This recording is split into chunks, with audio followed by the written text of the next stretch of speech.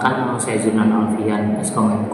Saya merupakan dosen tetap di Universitas Pamulang, program studi Teknik Informatika S1, Fakultas Ilmu Komputer. Tujuan saya membuat video ini adalah sebagai pernyataan dosen tentang kinerja Tridharma Perguruan Tinggi atau disingkat sebagai PDD UKTPT pada bidang pengajaran yang merupakan salah satu syarat dalam penilaian portofolio sertifikasi dosen. Nah, pada kesempatan kali ini saya akan menampilkan cuplikan proses belajar mengajar pada mata kuliah yang saya ampu, yaitu data mining. Mata kuliah ini merupakan mata kuliah wajib dengan bobot 2 SKS yang diajarkan pada semester 4. Nah, untuk RPS yang saya gunakan adalah menggunakan pemetaan RPS dan capaian pembelajaran mulai dari pertemuan 1 yaitu pengenalan data mining, pertemuan 2 membahas mengenai data, pertemuan 3 membahas eksplorasi data, pertemuan 4 membahas tentang klasifikasi konsep dasar menggunakan decision tree. Lalu yang akan saya bahas sebagai cuplikan di video ini adalah pertemuan 5 yaitu klasifikasi lanjutan mengenai evaluasi kinerja pengklasifikasian. Lalu di pertemuan 6 ada klasifikasi lanjutan menggunakan algoritma dan imbalance data. Di pertemuan 7 ada analisis asosiasi. Sampai pertemuan 7 ini materinya akan menjadi acuan untuk ujian tengah semester. Lalu pertemuan 8 melanjutkan analisis asosiasi terkait item set dan rule. Di pertemuan 9 masih analisis asosiasi tentang kategoris dan sekuensial. Lalu di pertemuan 10 review dasar data mining, pertemuan 11 clustering konsep dan K-means, pertemuan 12 lanjutan clustering menggunakan DB-scan dan evaluasi, pertemuan 13 lanjutan clustering prototype versus density, dan pertemuan 14 lanjutan clustering graph dan skalabilitas. Sampai pertemuan 14 ini diharapkan mahasiswa mampu untuk mengikuti dan mengerjakan ujian akhir semester. Tanpa berlama-lama lagi, berikut adalah cuplikan proses perkuliahan selengkapnya. Selamat menyaksikan. Wassalamualaikum warahmatullahi wabarakatuh. Oke, bismillahirrahmanirrahim. Assalamualaikum warahmatullahi wabarakatuh. Selamat pagi rekan-rekan mahasiswa sekalian. Senang sekali rasanya bisa kembali berada di ruang kelas Universitas Pamulang pada hari ini. Sebelum memulai perkuliahan, saya telah memantau rekap absensi kehadiran rekan-rekan semua, dan alhamdulillah tingkat partisipasi kelasnya bagus untuk hari ini. Sebelum kita mulai kegiatan perkuliahan hari ini, alangkah baiknya kita mulai dengan berdoa bersama menurut agama dan kepercayaan masing-masing. Berdoa bersama. Oke, selesai. Jadi rekan-rekan semua, pada pertemuan keempat minggu lalu kita telah sukses membedah struktur arsitektur pohon keputusan atau kita kenal sebagai algoritma decision tree. Kita sudah belajar bagaimana mengubah tumpukan data mentah menjadi ranting-ranting aturan klasifikasi yang logis. Namun ada sebuah pertanyaan kritis yang wajib kita jawab hari ini. Setelah model prediksi tersebut berhasil kita bangun, pertanyaannya adalah seberapa akurat kinerja model kita dalam menebak data real yang belum pernah dilihat sebelumnya. Oleh karena itu, pada pertemuan kelima ini, fokus bahasan utama kita adalah evaluasi kinerja pengklasifikasi atau saya sebut sebagai evaluasi klasifikasi. Target capaian pembelajaran atau subjek PMK kita hari ini yaitu teman-teman semua, rekan-rekan mahasiswa semua mampu mengukur performa model pintar, membedakan metrik evaluasi dimulai dari akurasi, precision, recall, F1 score, serta menyusun confusion matrix dengan tepat. Pemahaman bab ini menjadi modal fundamental mutlak sebelum teman-teman semua atau rekan-rekan mahasiswa semua mengerjakan proyek riset tugas akhir maupun skripsi kelak. Mari kita masuk ke jantung pembahasan. Mengapa kita tidak boleh hanya mengandalkan nilai akurasi saja? Banyak analis data terjebak mengagumi model yang memiliki akurasi tinggi, padahal modelnya cacat logika. Fenomena penyesatan statistik ini seringkali terjadi akibat masalah ketimpangan porsi atau yang kita kenal sebagai imbalance data class. Untuk confusion matrix, di dalam confusion matrix terdapat 4 matrix yang bisa teman-teman temukan. Bentuknya adalah tabel 2x2, di mana pertemuan kolom dan barisnya antara kondisi aktual atau kondisi sebenarnya dengan hasil prediksi dari model yang digunakan. Ada prediksi positif di mana aktualnya juga positif, itu disebut sebagai true positif. Ada prediksi negatif di mana aktualnya positif disebut sebagai false negatif. Ada prediksi positif yang aktualnya negatif disebut sebagai false positif, dan prediksi negatif yang aktualnya negatif disebut sebagai true negatif. Atau mudahnya gini. Jadi, ketika teman-teman bisa lihat tadi, jika prediksinya positif, maka nilainya disebut positif. Dan kalau prediksinya negatif, nilainya disebut negatif. Nah, true atau false itu ditentukan apakah prediksinya sesuai dengan kondisi aktual atau sebenarnya. Contoh begini, jika prediksinya positif, maka disebutnya positif. Nah, kita tentukan depannya true or false. Begitu ketemu dengan aktual yang positif, maka disebut sebagai true positif. Begitu ketemu aktual negatif, maka disebut sebagai false positif. Jadi tetap positif, tapi karena ketemunya prediksi positif dengan aktualnya berbeda, yaitu negatif, maka disebut sebagai false atau salah. Begitu juga untuk yang prediksi negatif. Jadi untuk prediksi negatif, maka posisinya itu menjadi tetap negatif. Tinggal ketemunya di aktual atau sebenarnya. Untuk prediksi negatif yang ketemu aktualnya positif, bisa teman-teman lihat kembali di depan, maka disebut sebagai false negatif karena salah. Prediksinya negatif, aktualnya positif, berarti false. Sebaliknya, begitu prediksinya negatif dan aktualnya juga negatif, berarti true kan, karena benar, maka disebut sebagai true negatif. Kurang lebih seperti itu untuk matriks di dalam perumusan. Nah, di rumus akurasi yang diperlukan hanya yang benar saja. True positif ditambah true negatif dibagi totalnya. Totalnya 100. Anggaplah yang kambing tadi. Kambing yang coklat sama yang setengah coklat, berarti masih ada putihnya. Dibagi ke totalnya, berarti kambing yang masih ada coklatnya ya. Nah, itu akurasi. Hanya mengukur nilai benarnya saja. Jadi juga yang tadi saya bilang, kenyataannya negatif, prediksi sistemnya negatif. Contoh medis, kalau negatif, sorry. Nah, positif. Kenyataannya positif, prediksi sistem positif.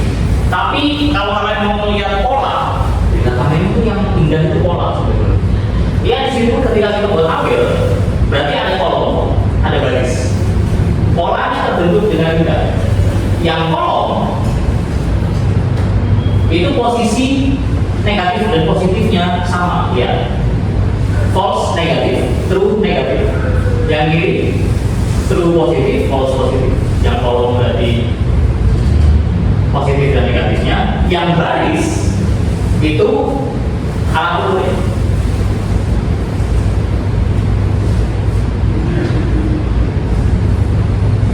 Dicek terhadap kenyataan. Tinggal dicek true false. True false itu tinggal kita lihat aja sesuai atau enggak.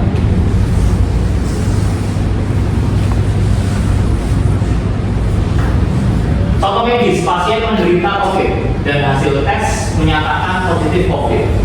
Aman. Karena akurasi. Cocok, sesuai dan tepat.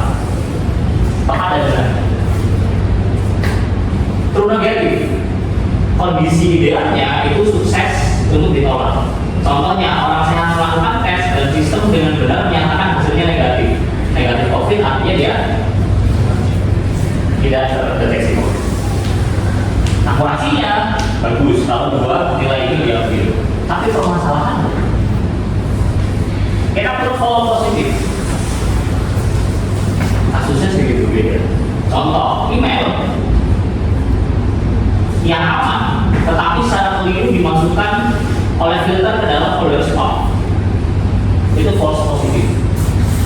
Email yang aman, positif kan? Masuk ke spam karena dianggap spam. Berarti prediksinya salah, false. Tapi di situ nilainya berarti yang masuk ke false positif, artinya kita bisa mendeteksi bahwa itu email-email yang benar-benar bisa dikembalikan ke inbox. Makanya desain pertama false positif. Bedanya dengan false false negatif, kita tahu nilai-nilai yang bisa tetap dibiarkan di spam, positif dan negatif. Jadi di spam itu akan terbagi dua, mana yang bisa dikembalikan. Nah, alasannya harusnya false positif sama false negatif. Dampak fatalnya contoh yang lain, penjahat cyber lolos dari deteksi keamanan karena sistem menganggap mereka sebagai user normal, dihack. Kenapa lolos? Ya karena dia punya password. Pengamanannya cuma satu. Sekarang pernah dengar istilah pengamanan ganda? Sudah masukin password, ada OTP juga, ada yang dilapisin lagi harus diverifikasi menggunakan handphone, bring your own device. Fungsinya ini untuk mencegah nilai false negatif terlanjur dibiarkan. Oke, yang tadi saya bilang ini formulasinya. Kapan digunakannya? Akurasi sangat baik digunakan ketika sebaran kelas data di dunia nyata cenderung berimbang atau seimbang. Kalau 50% positif, 60% negatif, datanya seimbang. Nah, nanti kita akan bicara imbalance. Ini datanya seimbang, data yang aman, data ideal. Data ideal itu cocok kita nyari akurasi. Kita cukup tahu benar atau salah. Karena nilainya cuma benar dan salah. Kembali ke standar awalnya yes or no, cuma 1 atau 0. Kalau setengah-setengah ya berarti atau setidaknya mendekati ke tengah-tengah. Nah, precision dan recall kenapa bisa diikat? Karena ini berkaitan. Di precision, fokusnya itu meminimalkan salah alarm atau false positif tadi. Kenapa salah alarm? Ada di positif kan? Positif yang dinilai salah berarti kan alarmnya salah bunyi. Kita masuk ke rumah kita sendiri, alarm bunyi berarti salah alarm. Berarti yang bermasalah alat deteksi. Ini penting untuk menentukan salah satunya untuk sistem penentu investasi atau klasifikasi email spam ini. Recall. Recall bahasa ini sensitivitas. Seberapa sensitif alat prediksi. Rumusnya true positif dibagi true positif ditambah false negatif. Jadi yang diambil false negatif bukan false positif. Fokusnya menghindari kebocoran data, makanya yang diambil false negatif. Ini vital untuk sistem keamanan cyber, diagnosa medis dan deteksi gempa. Kenapa? Hari ini deh. Untuk recall, ambil satu risiko aja. Vital untuk sistem keamanan cyber, diagnosa medis dan deteksi gempa.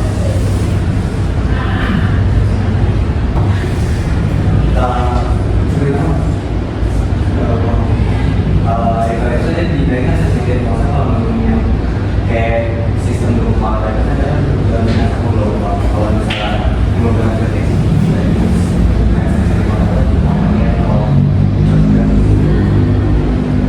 Oke, terima kasih. Mendekati. Jadi betul, karena alat detektor gempa itu berupa getaran, yang deteksi adalah getarannya. Berarti kita tidak boleh mengabaikan getaran sekecil apapun kalau memang sudah masuk ke indikasi gempa atau masuk ke indikasi apa sih gejala untuk terjadinya gempa. Cukup dipisahkan aja alarmnya. Oh ini berarti akan terjadi gempa. Makanya ada istilah gempa secara riset kan, ada perbedaan skalanya. Jadi bukan diabaikan tapi di skala, di scaling memang. Nanti di materi yang lain juga kita belajar skala.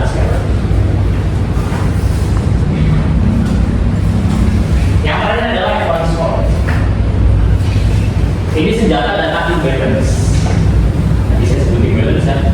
Kalau 50-50 akurasi aman. Tapi kalau datanya imbalance, apa yang harus diperhatikan? Evans score. Jadi yang paling berpengaruh ketika datanya imbalance adalah Evans score. Jika data target Anda timpang ekstrim, misalnya 95% data normal dan hanya 55% datanya fraud atau penipuan, Evans score adalah indikator performa yang jauh lebih jujur dibanding akurasi. Kenapa? Karena dia menghitung peda error.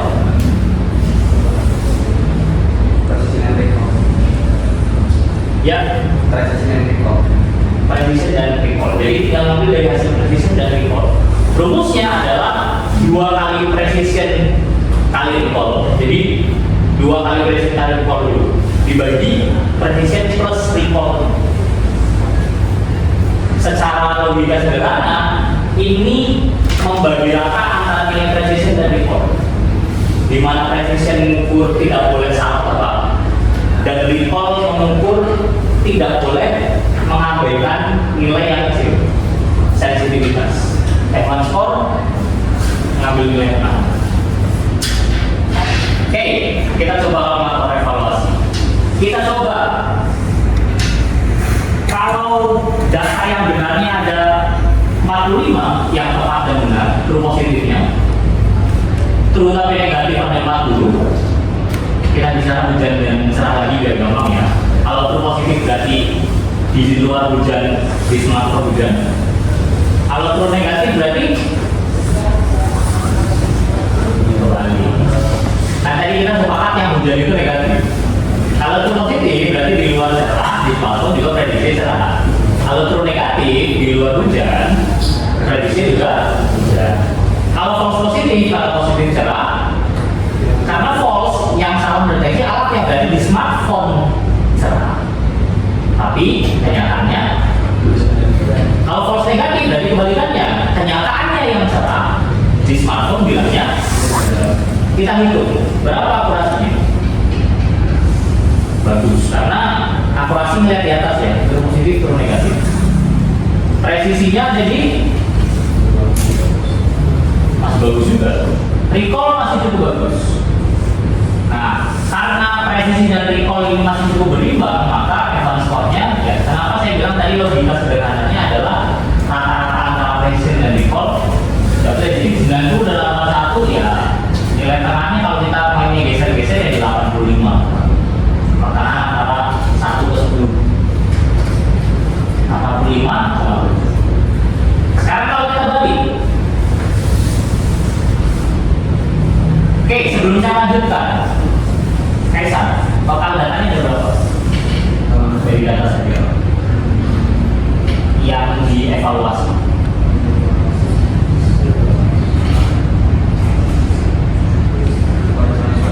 Berapa? Tahu dari mana? Dari total semuanya. Jadi di confusion matrix itu nyari total berarti lebih mahal. Tapi kalau diingat ini total data yang dievaluasi. Karena belum tentu semua data dievaluasi. Sekarang kalau kita balik di sini 5, berarti di sini 45. Ini 10, ini 4. Balik turun drastis. Tapi perhatikan ya, F1 skor masih berbeda dengan konsep ketimpangan tadi. 10 dan 11, 0 ke 1 ya setengah ya. Dia ngambil rata-rata yang tengah antara precision dan recall kurang lebih. Akurasi jatuh karena true positif dan true negatif sebagai dasar akurasi bermasalah. Sekarang kita tukar, dia cuma bisa mendeteksi yang negatif, tapi positifnya enggak. Kira-kira ada di mana? Ada yang bisa nebak? Akurasinya ada di berapa kurang lebih?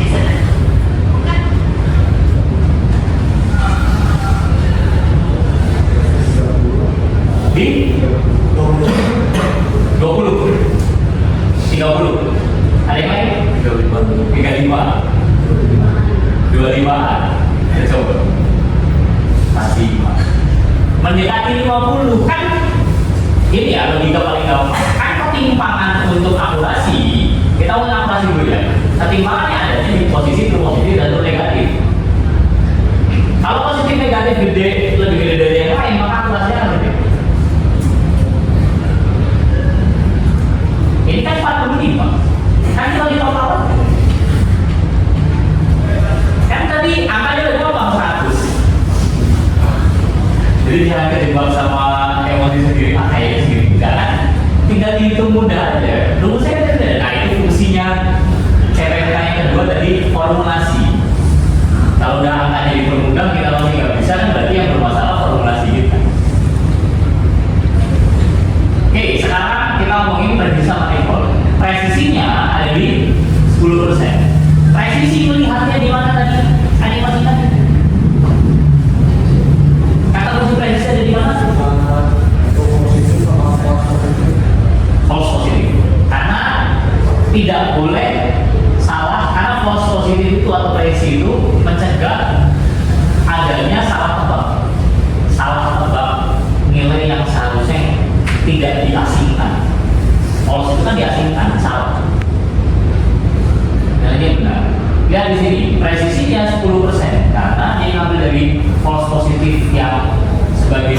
diaplikasikan itu banyak ternyata. Makanya tidak presisi. Alatnya tidak presisi kalau hasilnya seperti itu. Recall setidaknya masih jauh lebih baik. Dia tidak melewatkan, karena false negatif. Karena yang terlewat cuma 10. Ini ibarat nih, detektor metal. Yang lewat dari 100 cuma 10. Oh, karena metalnya kecil dan segala macam. Oh, karena di saku yang berlapis-lapis dan segala macam. Jadi alatnya cenderung bagus untuk sensitivitas alat, untuk mendeteksi metal. Atau anggaplah ada alat yang serupa di pelacak untuk nyari sesuatu yang lewat cuma 10 barang dari 100. Jadi masih cukup bagus. Nah, inilah fungsinya advanced score di sini. Tapi menurut advanced score, walaupun recall dilakukan lumayan bagus kok, nggak ada yang lewat. Yang lewat cuma dikit, tapi kata advanced score, rata-rata terjadi. Makanya di sini untuk ngecek imbalance-nya 15 ngomong. Sekarang kita cek kalau curang ini 10.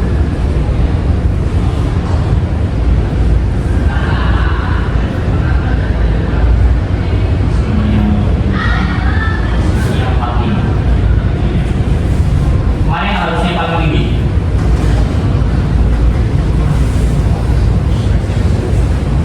Yang paling tinggi harusnya presisi. Karena nilai yang salah memasukkan barang hanya 5. Kita pastikan aja. Jauh meninggalkan semua. 6,7. Recall-nya 18,2. Nah, kebalikan dengan yang tadi, presisi bisa bilang alat saya nggak salah masukin kok, nggak salah masukin keranjang. Tapi alatnya meloloskan beberapa tipe pembayaran yang tidak seharusnya berangkat. Oh, jadi gagal bayar, oh jadi refund dan segala macam apapun. Kelolosan data yang tidak seharusnya diloloskan ada 45 di sini. Maka recall-nya 18,2, presisinya tinggi 66. Sekali lagi, itulah tugasnya advanced score. Tadi kan imbalance. Tugas advanced score untuk ngecek. Advanced score masih 28,6%. Artinya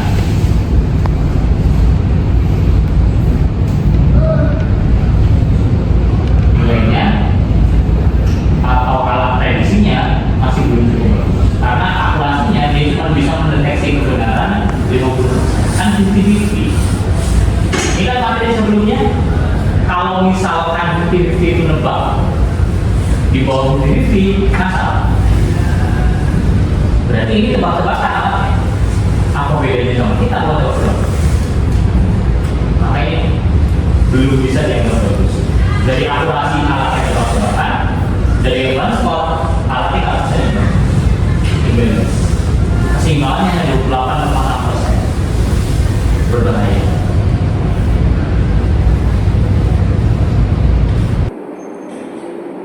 Oke, jadi terima kasih Mas Gilang, analisis yang luar biasa, bagus sekali. Ya, tepat ya jawaban dari Mas Gilang tadi. Mari kita beri apresiasi bahwa untuk yang ditegaskan oleh rekan kita tadi, yang berbahaya itu false negatif. False negatif jauh berbahaya dibanding matriks yang lain. Kenapa? Karena tadi, seperti yang disebutkan oleh Mas Gilang, sistem salah menebak pasien sakit kanker sebagai pasien sehat. Akibatnya pasien tersebut pulang tanpa pengobatan. Kanker loh, pulang tanpa pengobatan. Otomatis penyakitnya akan memburuk secara fatal.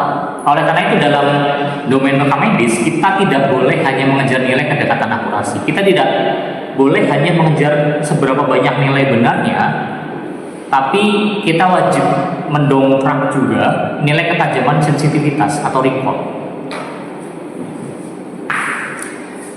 Lalu tadi Mas Kaisan juga memberi tanggapan bahwa betul untuk precision itu perlu di dalam perhitungan klasifikasi kita karena ketepatan pun diperlukan. Tapi untuk mendukung tadi seperti disebutkan Mas Kaisan, untuk mendukung nilai model yang seimbang, kita perlu punya alat ukur matriks baru yaitu F1 score untuk menilai seberapa seimbang model ini. Karena kalau terlalu condong ke recall saja, precision-nya kurang, maka tidak tepat.